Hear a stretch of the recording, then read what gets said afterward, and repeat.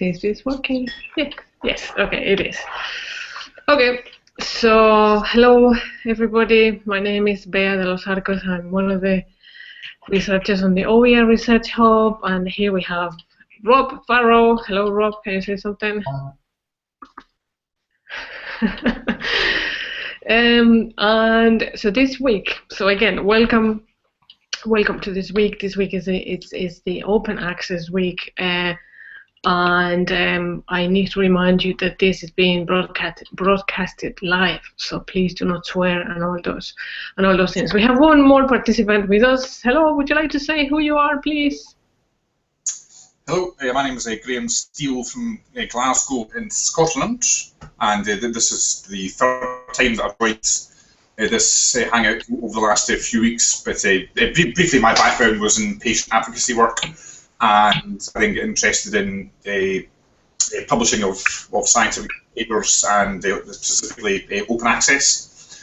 And after I discovered open access, I found out about open science, open data. Here's my data t-shirts. And most recently, open education. So I'm just here to learn.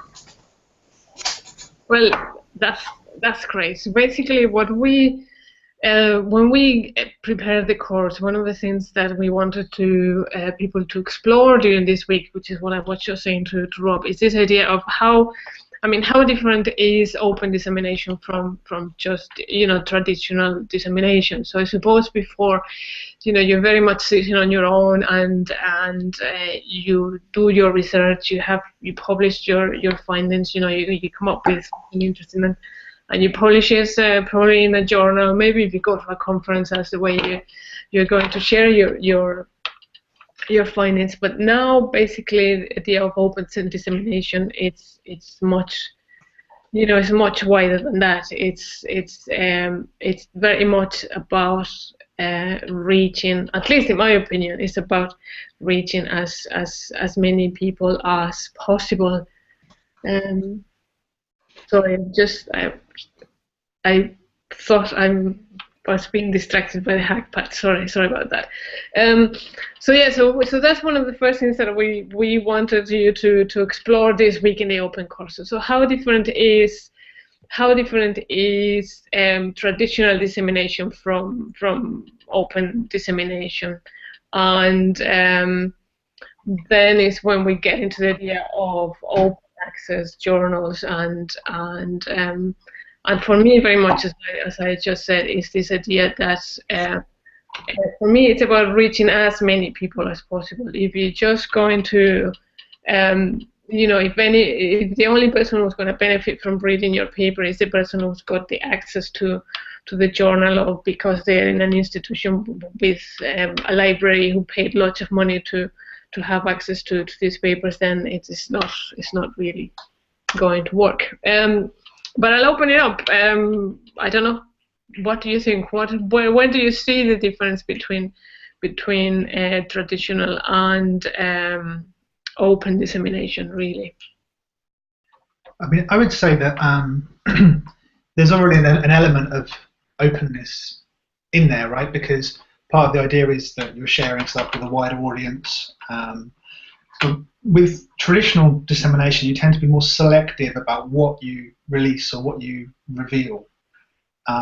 Whereas with open research, open dissemination, especially with the dissemination of raw data, there's an invitation to sort of expose the workings and show this is kind of how we've ended up with this result that we're reporting, rather than just reporting the result. So increasingly, it seems to be a mandate from funders that you will at least publish open access papers, but also release the data openly in order that other people can benefit from it. And I suppose part of the idea of dissemination here is that if you don't share your work, no one can benefit from it.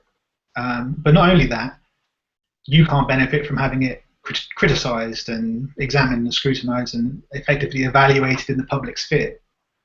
One element of being sort of open, I suppose, that we've kind of encountered in the OER Research Hub work is that you start that process way before you would normally do it. So you have a kind of almost an ongoing dialogue with people stakeholders, people who are interested, and we tried to let that dialogue shape what we were doing as well, so that you get a kind of responsiveness to it, that if you don't share what you're doing while you're doing it, there isn't the same opportunity for that to influence the research process. So it's tempting to think dissemination, that's the thing that happens after you've done all the work. Now we can release it. I would say that if you're doing open kind of stuff and open sort of practices, you will probably start disseminating bits of it sooner than you normally would. So again, this is another sort of aspect of how openness can be seen to affect the entire research process just by sort of taking one element. I mean, there's degrees of this, because obviously you could just do exactly the same as you would do on a normal project and then release the paper open access. So there's degrees of this.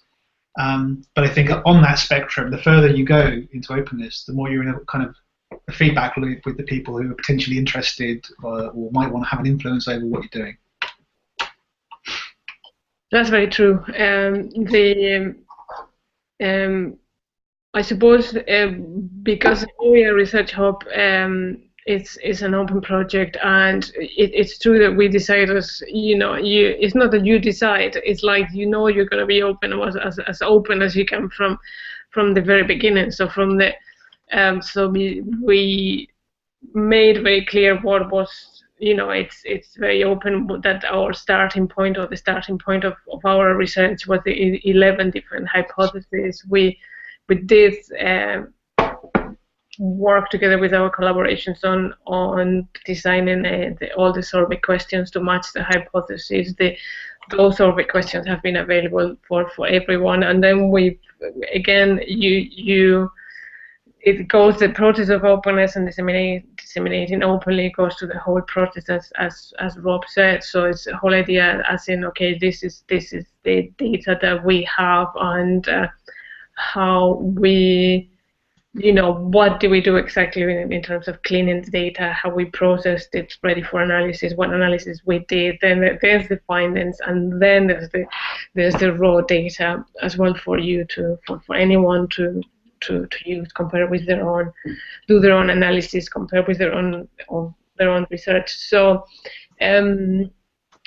it's, I don't know, Graham, I don't know what you think. For me, it's all positive. Trying to share as much as possible is actually quite it's quite rewarding in a sense. It can be a bit scary as well, because in a way you're saying, right, this is what I think, and you leave yourself open to criticism as well, as Rob said. But I think the idea of that criticism is more than criticism. It's like taking it as some kind of constructive feedback, because you're going to be looking at your data, for instance, in different ways. From somebody could point out something that you hadn't thought of, or somebody could challenge you to answer a question that you hadn't thought about, and that kind of thing. So, sorry, Graham, what do you think? I don't want to dominate the whole thing. No, I pretty much agree with both what yourself and Rob have just said, and I think one of the things that Rob touched upon that it's going to make a huge difference is the fact that in terms of the research funders, certainly in the UK and also to a certain extent in America, now mandates that researchers must make their data open. Yeah, that's quite a sort of a paradigm shift from where we've been previously. And the other comment I wanted to make, I think it was a soundbite that originally came from Cameron Nealon, who was with the Public Library of Science from several years ago, but a very nice soundbite from him, which was publishing research without releasing data is simply advertising. It's not science. Say that again. So it's releasing data as advertising. Is that what you just said? I said researchers that publish their research without making their data open. All right. Yeah. He refers to that as just that's the advertising. But is this? I suppose we get into this idea of ownership, in a sense that I collected the data, so I own the data, and this is this idea of kind of like everything else, really, just to let go.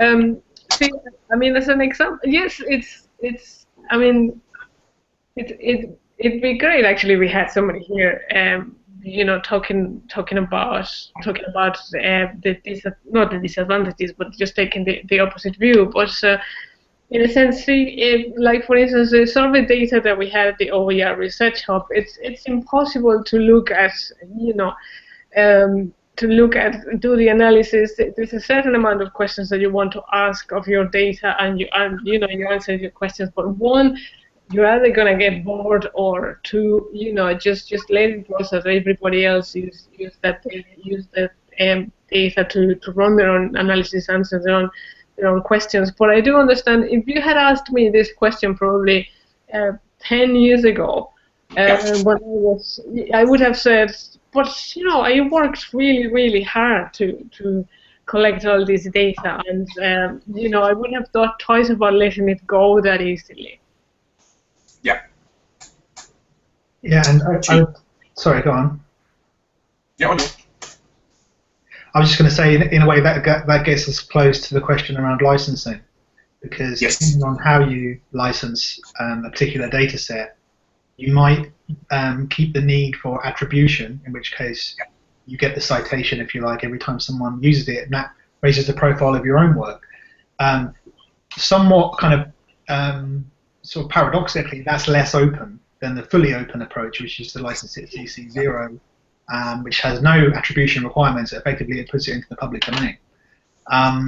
So there's a kind of slight conundrum for us as researchers who want to be as open as possible, because on the one hand, yeah, we want to try and be as open as we can, but on the other hand, we don't really want to give up all that data and then never be credited as the authors of it.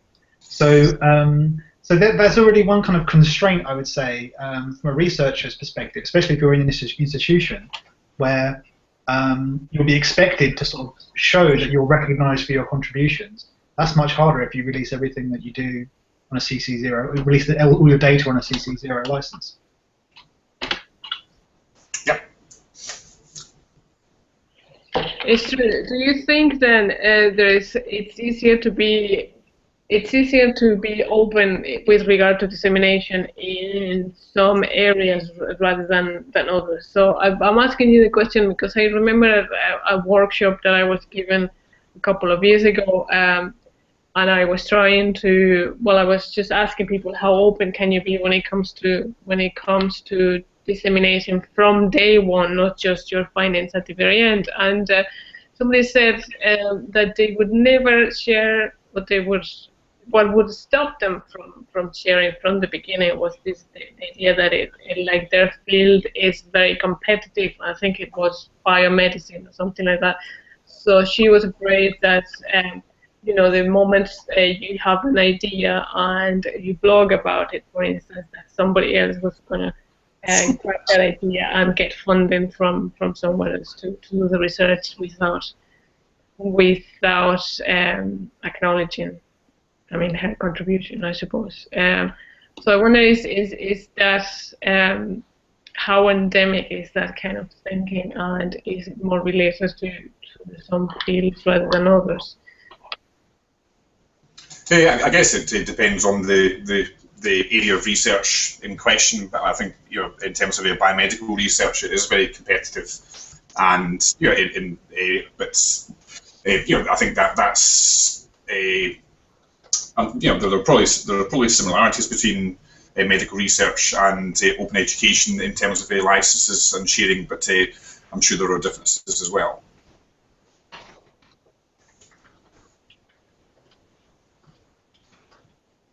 Yeah. I suppose at the sort of easy end of the spectrum is the kind of open access publication, at the very least a sort of self-archiving model. And that doesn't really require you to do anything differently, really, other than once the embargo is, if there is an embargo imposed by a publisher, once that's expired, you can put the final copy into your institutional repository. You can often put an earlier draft straight into the institutional repository, as long as you can show that the publisher has had no influence over that draft, like as a first draft. And then sort of one step along from there would be having something like only publishing in open access journals. again, it comes at a price, right? Historically speaking, open access journals have been seen as inferior to paywall journals. I think that's less the case these days. I think that argument's been largely won about open access publication not being inferior. But because open access journals sometimes aren't ranked as highly or cited as much, they're often cited more because they're open, or at least more eyes see it. But at the same time, they're not necessarily the journals that, from a career point of view, you need to be publishing in. So there's kind of a slight dilemma, I would say, for researchers who want to be advocating open access. Probably some sort of compromise is going to be the reality for most people, I would imagine. But you know, it's, again, you know, if you're doing it some things completely outside an institution, you're less beholden to that kind of consideration. Yeah. It's true, but I still think you know, it's just not yeah, you just kind of think of saying, right, of course I want to be published in a journal that has like a, you know, the biggest impact possible. And talk about impact, is this idea, is that impact more, oh, how can I say this? I would rather just have lots of people reading my paper than really, you know, okay, well, I'm not going to say that it's depending on promotion or something like that, but you know, as researchers, that's what you do. You want as many people as possible to read your research. So they should, I mean, this idea of what's the word I'm looking for? You know, you kind of, you're a recognized researcher if you publish in all these high impact journals, okay, fine, but at some stage, you know, that kind of thinking will have to change. There was a thing in the news last week, I think it was, that was saying that on average, each academic paper is only read 10 times. Yeah. That includes all of the reviewers and editors of journals and everybody, right? So there's 10 people ever read it, not the published version. And you know, given that there are sort of well-known papers out there that are cited thousands of times, there's obviously a lot of unread research out there. And a lot of it's just languishing behind a paywall, right? Whereas some of it probably would be better off just out in the open where people can find it. But there is still this slight question around, if you want to connect with a certain audience, and they know, you know, and there are prestigious journals that, you know, it will filter through to that audience if you publish in that specific journal. That could still be a better way of disseminating than insisting on an open access policy, depending on what field you're in and kind of what different pressures you have on you. So, yeah, again, another consideration, really. And what do you think this idea of gold or green open access? So what do you think? Because we were recently in this situation where, okay, so we co-authored a paper. We want to send it to an open access journal, and we're considering the different options, and one of them says, yes, we'll publish, but you have to pay the amount of $1,000. So if you pay us $1,000, then of course the paper is going to be reviewed and all that, but you know, so you'll only pay your fee once it has been reviewed and obviously approved for publication. So what do you think of that? Because in a way I understand that. I mean, I don't want anyone to be out of a job, really, you know, and I suppose journals have to survive in one way or another. But I am not 100% convinced about this idea of paying per publication, even if it's just a small amount, maybe. What do you think? Well, spinning it back slightly, basically going back to the green versus gold situation, again, it was actually Cameron Nealon, due to him, that like Cameron, about 4 years ago, I just became completely uninterested about the whole ongoing debate about whether you should go green or go gold. I now call it Blondie open access. One way or another, I'm going to get you. I'm going to find you. I'll post the photograph on the chat box. But yeah, there are pros and cons to both green and gold. But I think that it's just been an argument amongst certain people within the open access movement, i.e., mainly Stephen Harnad, and these arguments about should you go green, should you go gold? You can do either, but I think there's just been far too much argumentation over the last 15 years about green versus gold. Both work, in my view. I think both can work, but if you think about how do we end up at this situation in the first place? Well, there was a lot of consolidation amongst academic publication houses. So now we went from something like 50 to 8 or something like that, major academic publishers. And because they basically had a monopoly and they had free labor from academics to actually do the writing, the reviewing and the editing, they pretty much had a license to print money. And, sorry? Literally. Yeah. So you have that kind of historical lead-in, and remember they fought tooth and nail against all forms of open access publication for a very long time before it became quite clear that actually that argument's over. To me, the whole thing with paying to publish is about protecting the profit margins of publishers, so that rather than having it coming from subscription, they're getting it from the authors instead. Considering that the academic labor is being given for free most of the time anyway, I think it's outrageous, personally, and especially when it's in several hundred or thousands of pounds or dollars.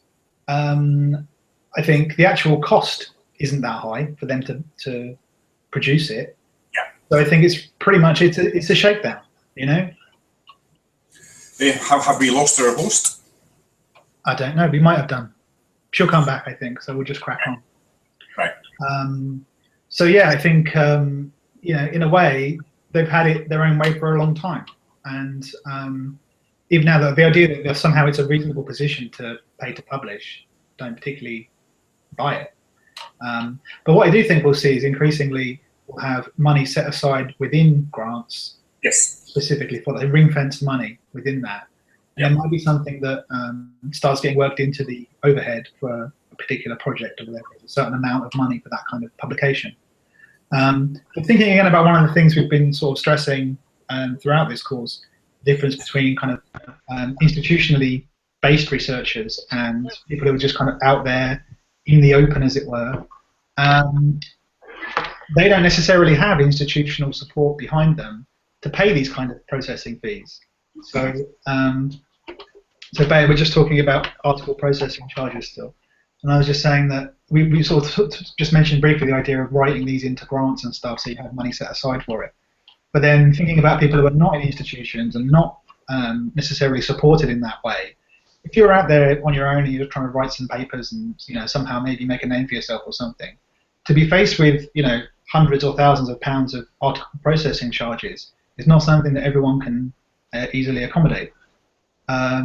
So in a way, it's actively filtering out people without resources behind them who want to publish in those journals, which to my mind seems to be the wrong criteria for whether or not a paper should get published. Fair points. How are you doing, Bayer? Did you have some technical difficulties? Sorry, yeah, just all of a sudden it says I had lost connectivity, so there was nothing I could do. The other thing I wanted, so sorry I missed that bit there, was I was reading through the comments on the forums like for this week, and it's an interesting point that somebody makes in relation to what is the relation between open access and the internet. So it's very, I mean, it's easy enough for anyone with an internet connection to actually have access to all these bits and pieces being published openly. But what happens basically if we're thinking of, I don't know, developing countries or pick any place where there is that internet the internet connection is not readily available, and again, it got me thinking. As I say, yeah, actually, that's very true. You're gonna be in a difficult situation when, but not only with access to whatever channels that you need, but really very much it made me think how like we're really in a position of an advantage over anyone really without an internet connection, if you want to put it that way.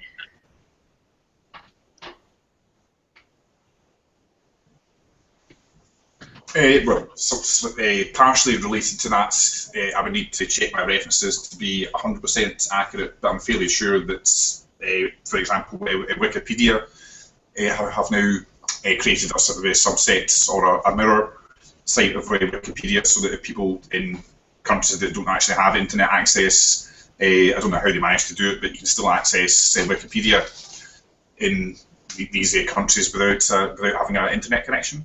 Yeah, I'll need to check. You can download it as a database. Right, thanks. Yeah. Anyway, no, slightly off topic, but yes. Well, no, I mean, if you think about it, that is a way of openly disseminating Wikipedia to those without internet access. Yeah. So, yeah. It's pretty cool. I'm just going to make a note of that. But you still need to have a certain amount of knowledge about how computers work and how the internet works to be able to do that kind of stuff. It's just like you're doing a bit of research. You have limited access to a computer. I suppose the average person is going to sit down and do a search on Google rather than thinking, oh yeah, what I'm gonna do is just download all this stuff for later on. You know what I mean? So I don't know, maybe it's just me. Well, I suppose I'd ask, well, who are these researchers doing research who don't know how to use a computer? I mean, how are they doing that work? I suppose you can do a lot of it longhand. I don't know why you would, really. But you're right in the sense that it's not so easy to share without that. I'd probably just go a bit further on that and say, well, it's not very easy to do research without it in the first place. Yeah, I suppose that's a bit too much. But it's, in a way, it reminds me of, so when I used to tutor with, when I used to be a tutor in Spanish with the OU, right? And immediately you try and make your material. So if I go and give a tutorial, I try and make materials accessible to all my students. So if there's slides that I'm using, I will have a paper copy to distribute among the students as well. So yeah, sometimes it's easier to. I think basically access to the internet, access to technology in general, makes it much easier to share. So in a way now, as users of technology in the 21st century, we have no excuse really not to share what we do as widely as possible and in as many different formats as possible. Yeah. What's your experience, Graham? How much, if you've done research, how much are you happy to share, or do you have any stories of what has happened to you when you shared something or when you didn't share yours? Sure. Firstly, I'm not actually an academic. I just I used to do this work in my spare time, but I now get paid to do academic related work. But in terms of publishing, I've only had 2 papers published. Both of them are open. Again, because I'm not a scientist, I don't have very much data to share. But one example that I would give, which I think I might have mentioned 2 weeks ago, this was a project that was started about 8 years ago by an American researcher called John Claude Bradley. I'll stick a link in the pad, but this was a subject called Open Notebook Science, and what he did to encourage his students and others to do is basically to publish, basically we touched upon this earlier, but to publish everything in real time. So his lab notebooks and his student lab notebooks are basically wiki formats, and they basically, you know, from the second that an experiment is started, they basically publish absolutely everything. And that's quite a very radical approach, and one of there are arguments for and against it. One of the main arguments against it is about getting scooped, but the response that they had, and they were never scooped, was that because everything is time-stamped in real time, if somebody did attempt to scoop you, you've got proof that I actually did this experiment at 6 o'clock on the 6th of February, 2000, you know, so it's quite an interesting concept, open notebook science. I shall put a link back into the pad. So that's one radical approach. It certainly doesn't work in every single field, obviously, but that's the sort of extreme approach to sharing data. I think in some ways one sort of axis for all this stuff around making things open, making the process open. I suppose you could see that, you know, a vision that's within that is the idea that you could have distributed working on research projects where you wouldn't even necessarily need to know anything about the particular research project. You would just kind of pick up this bit of data and do something with it. But if everyone was used to working openly in that way and everything was structured and set up in a certain way, you wouldn't necessarily have to be immersed in a particular project. You could contribute in other ways or just do a bit of analysis on this or that. I'm not sure how that would really work in practice, but that's definitely one of the goals of kind of sort of computer-assisted cognition, I suppose, and collective intelligence. That I suppose you're sort of appealing to it a bit with all this stuff. If you're inviting other people to work on it and arrive at fresh insights and that kind of thing, you know, I wonder how far, you know, if you could look into your crystal ball, maybe in the long run, there's a different way of doing this kind of work, and it's more piecemeal and sort of iterative and bit by bit, and kind of sharing back into the commons all the time. But it also makes me think then, so when you release your data and it's the raw data, how important it is to also release the whole metadata around it. Like how was this data set created in the first place, and what kind of, you know, especially the whole process of cleaning the data, or, you know, because for instance, we are able to identify our own biases in terms of, for instance, we asked what types of OER do you use for teaching or for learning. So we can identify in our own research that, or our own data set, that, you know, because we asked directly people who are using open textbooks, for instance, that then the data would be biased that way. You know, so all that kind of stuff. In a way, if you're releasing your data, there has to be like the whole story around the data as well, so for people to actually be able to use this properly, understand where data came from, I think, yeah, which is probably difficult enough to do as well. So it's trying to think, I mean, if you're releasing your data openly, it's trying to think, like, it's just not enough with saying, okay, there you go, there's the data, but there's a whole process of not just anonymizing the data, but if you want other people to be able to use the data, the raw data, then I'm thinking they probably needs to have what's the story, the whole story around the data. I think it's an interesting sort of challenge to the research process. If you think that the whole idea behind doing your methodology a certain way and presenting it a certain way is the implied idea that someone could follow it and recreate it and arrive at, you know, something comparable. The question is, how far can you go with making data sort of context-free before that process starts to break down? Is it something that, you know, we just put our faith in it and say, well, okay, scientific method, you know, it should be okay? Or do we actually need the connection back to those insights around why were you asking this question? In a way, there's a kind of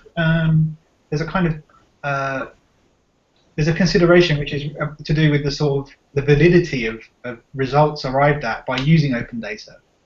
Can't say I've used a lot of open data myself in research. I don't take it from other places, and I mean, I've taken stuff from papers, but I haven't really taken stuff from raw data and done my own analysis on them. But yeah, I think imagine 100 years from now, someone's going to come along and use that OER Research Hub data set. I may be wishful thinking, but if they did, would they be able to make sense of it? Would they be able to use it? How much guidance would you have to release alongside it in terms of metadata and sort of background and everything else?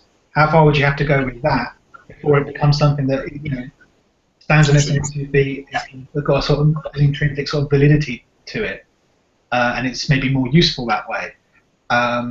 So yeah, I think working out what's the optimum way to release data to promote reuse, but also reliability and validity. That's the kind of key question to me.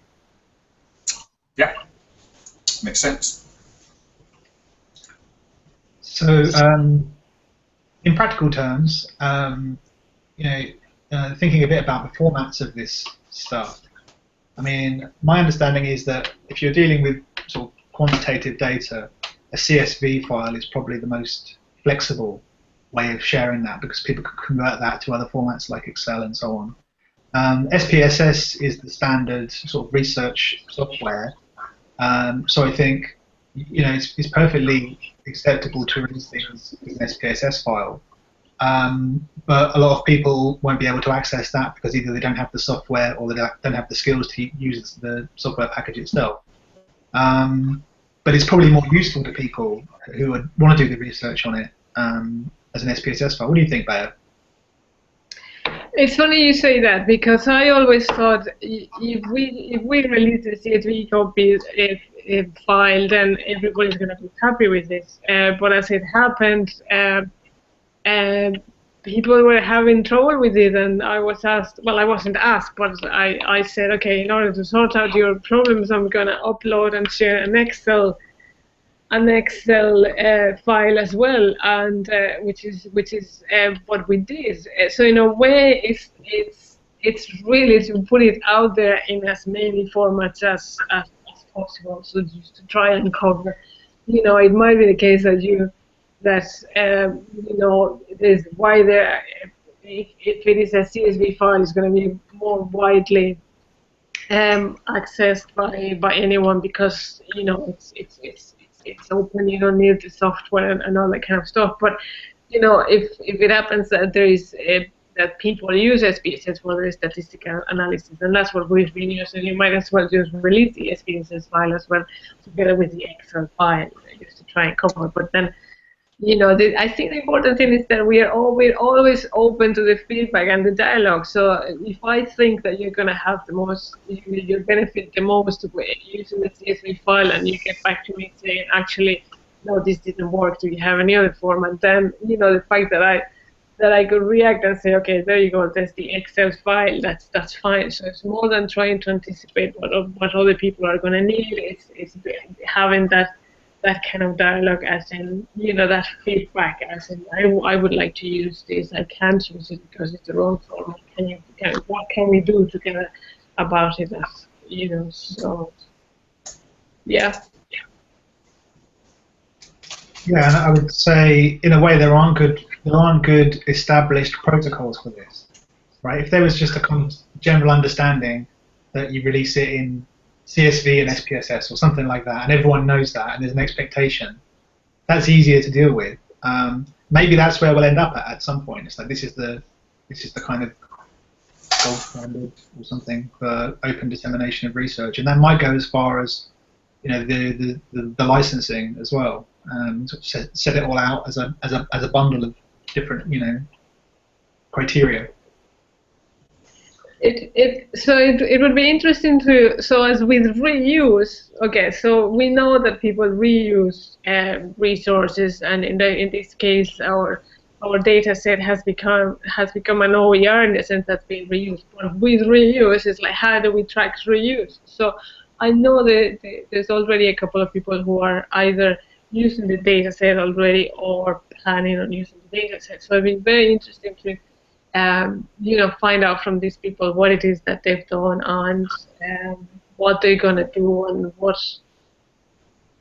how easy do they find using the data set for what it is that they want to do. So yeah, that would be a nice story of reuse, wouldn't it? Maybe there's a research project in this, what is the optimal form of open dissemination? I guess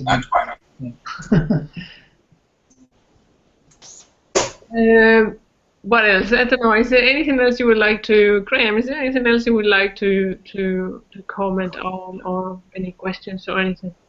I could ramble on about openness for months, but that's just me. But no, it's been another stimulating discussion. It would have been nicer to have had more people joining, but that's not a massive issue. But this has been another good chat. We've been taking notes. It's recorded. It'll be on YouTube for others to share, for others to see. So that's all positive.